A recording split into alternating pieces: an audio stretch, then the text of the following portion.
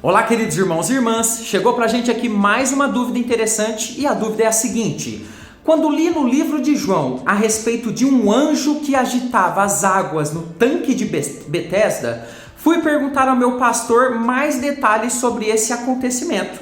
Ele me disse que isso pode não ser verdade, que esse anjo que agitava as águas era uma crendice popular. Mas eu fiquei pensando, como a Bíblia pode citar algo que é mentira? Isso me confundiu muito. Pode me ajudar a entender melhor essa passagem?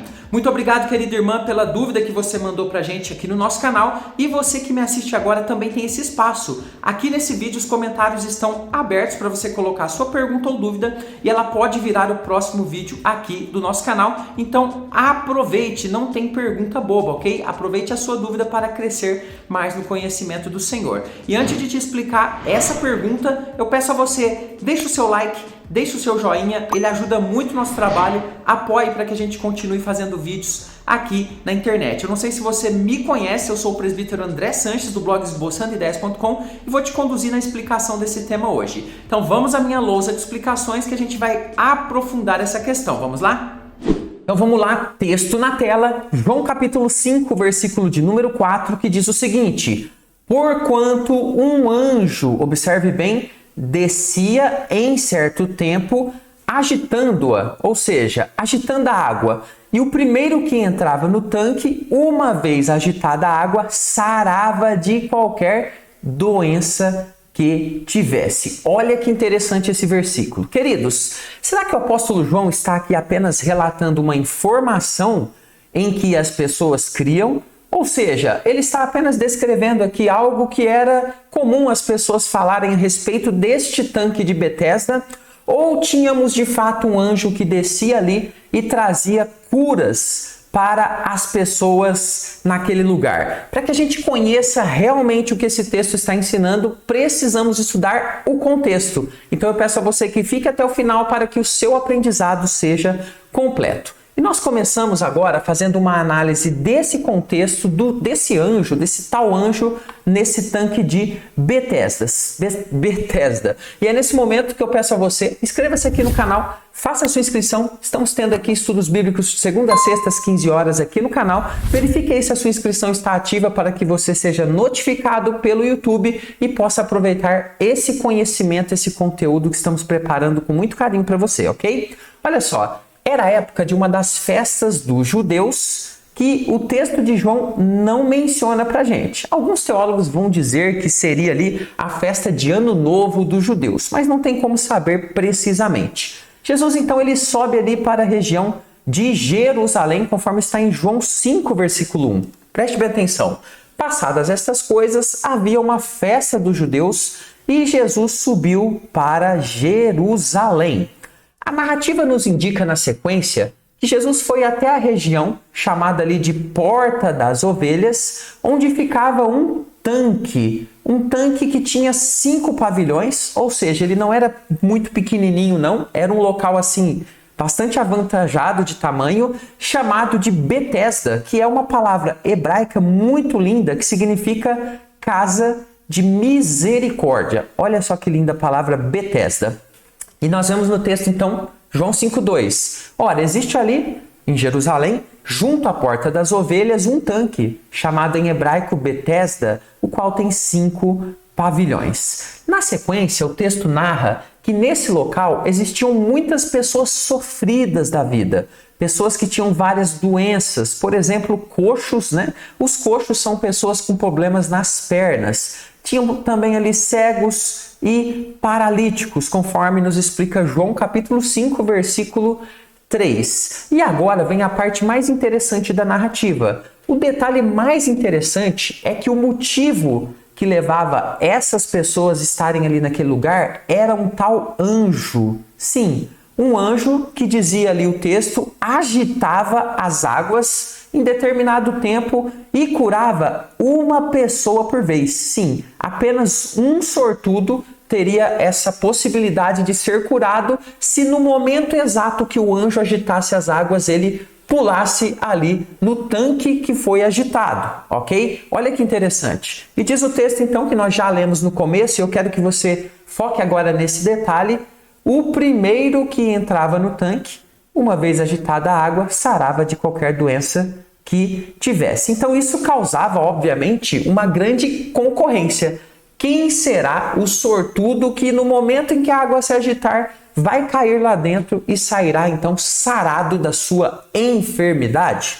Então nós temos aqui uma forte crença de que esse anjo descia naquele lugar e uma grandiosa esperança de cura que movia os corações de todas aquelas pessoas que não tinham outra esperança para se agarrar, outra esperança para mudar suas vidas. Veja, se eu e você também tivéssemos uma esperança, uma doença grave, certamente que talvez a gente estivesse lá também junto daquelas pessoas buscando com essa expectativa de cura pular nessa água.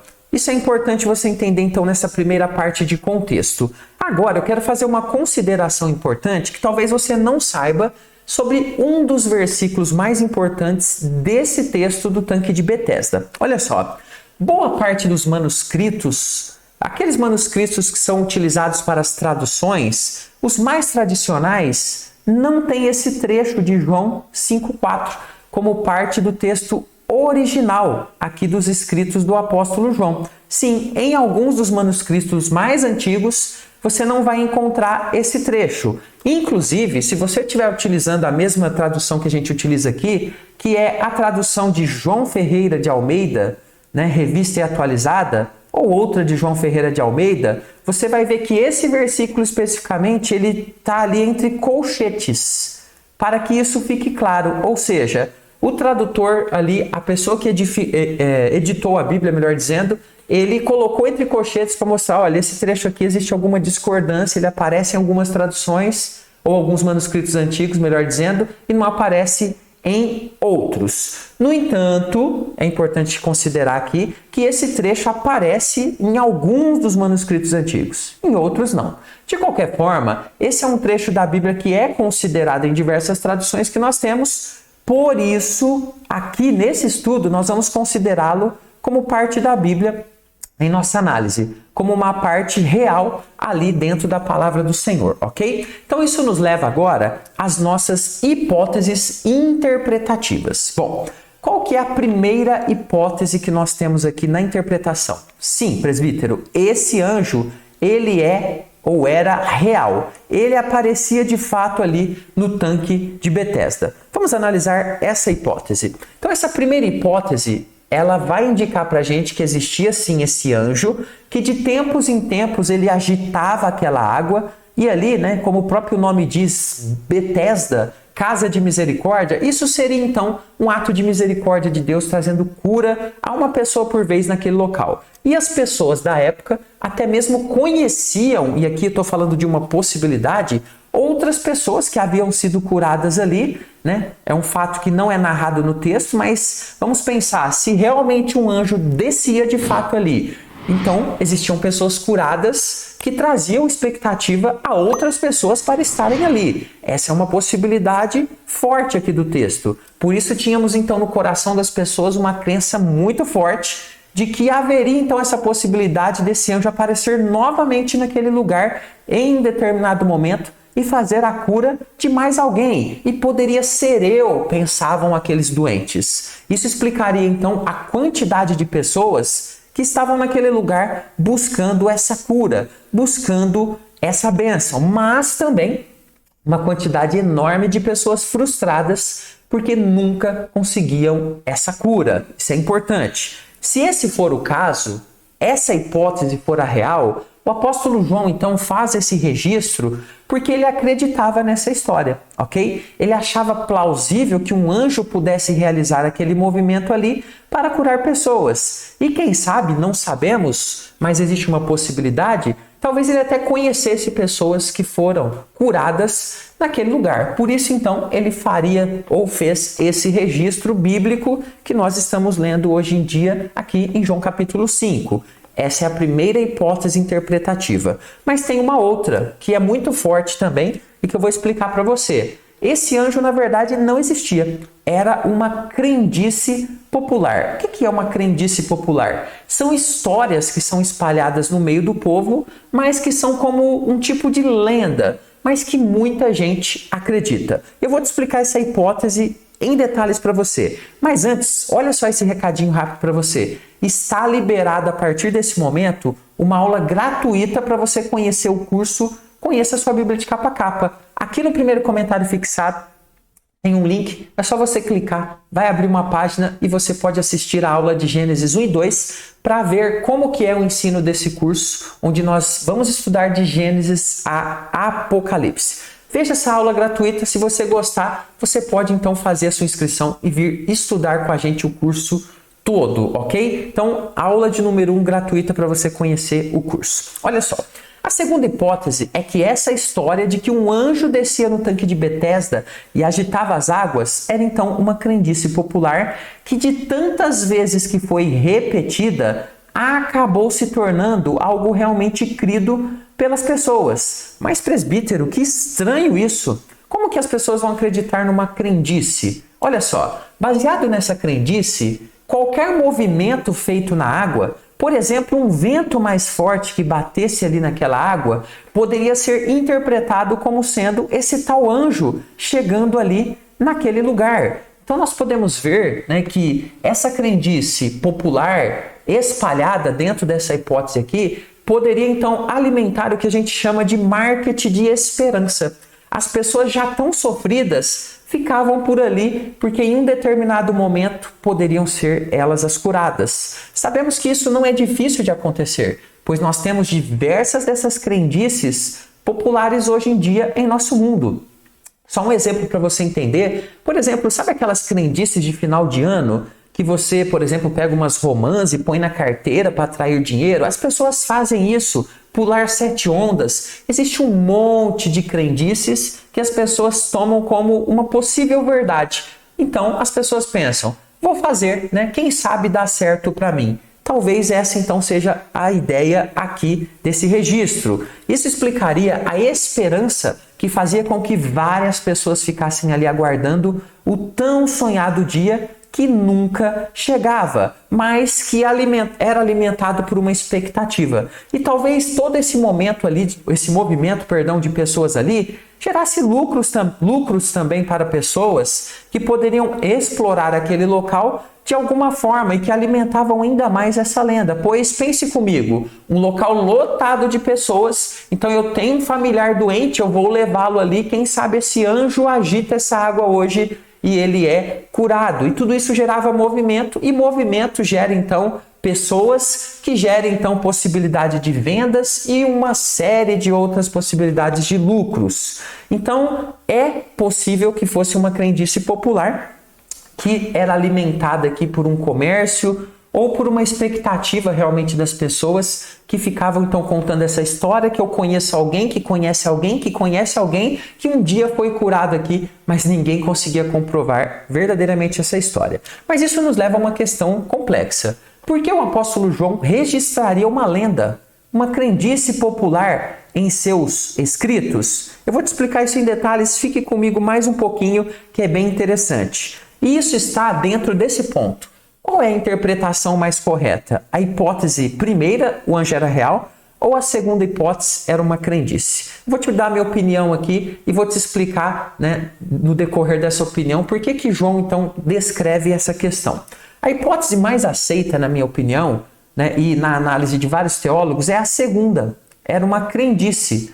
Porém, considerar que o fato era uma crendice popular vai nos levar a um questionamento. Por que algo que era crendice e não acontecia de fato foi registrado na Bíblia? Mas tem uma explicação interessante. Olha só, a resposta a essa pergunta é que muitas passagens da Bíblia são descritivas. O que significa isso? Elas estão descrevendo algo como aconteceu ou como acontecia em determinado momento. E não estão fazendo um juízo de valor se aquilo era certo ou errado.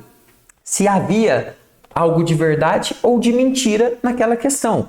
Passagens descritivas. Ou seja, o autor estava contando a história como ela ocorreu, sem escrever qualquer julgamento sobre ela, pois o foco era outro. Nesse caso, o foco aqui, o fato, é que essa informação sobre se havia ou não um anjo que descia as águas do tanque de Betesda, não é o foco principal da narrativa de João. Eu vou te explicar por quê. Olha só, o foco principal era apresentar mais um grande milagre de Jesus Cristo, que foi apresentado ali como o Senhor Todo-Poderoso, capaz de curar doenças incuráveis e capaz de restaurar a esperança perdida de um homem que sofria há 38 anos de uma paralisia. Observe bem o texto de João 5,5. Estava ali um homem enfermo havia 38 anos. Um grande sofrimento que continuava, diante de uma expectativa de um anjo ali que, a meu ver, era sim uma crendice popular, que foi descrita por João, porque era daquele fato, era daquele jeito que acontecia, mas que apenas alimentava uma esperança que nunca iria acontecer.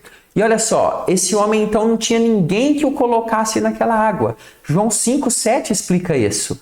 Ele cria nessa possível crendice popular e, portanto, não tinha esperanças de uma mudança positiva em sua vida. Ele estava ali, mas ninguém tinha que o colocasse na água, ninguém o ajudava a alcançar aquela expectativa de cura. E isso nos leva então ao foco principal da narrativa de João, que é o quê? Mostrar que a esperança no Cristo, no Messias, é a única esperança que pode realmente nos trazer resultados e nos curar. E aqui, queridos irmãos, é importante entender as realidades espirituais mencionadas nesse texto. Veja bem, ali temos uma cura física, sim, mas se você ler o texto todo, Jesus depois se encontra com esse homem e diz: olha, cuidado com a sua vida, cuidado com os seus pecados para que não te suceda coisa pior. O apontamento aqui é um Jesus que cura o nosso interior, que cura a nossa alma, que nos salva, que nos tira da crendice popular e nos coloca nos caminhos da fé no Deus Todo-Poderoso, que faz com que a gente seja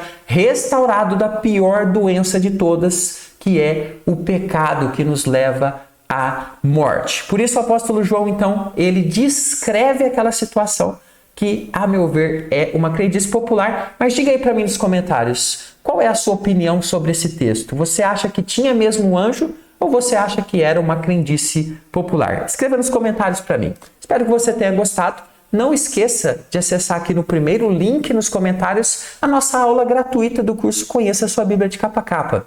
Vem conhecer essa aula, vem ver ali como que é o ensino e depois, se fizer sentido para você, acesse ali e faça a sua inscrição para fazer o curso todo comigo em nome de Jesus. Até o próximo estudo. Fica com Jesus.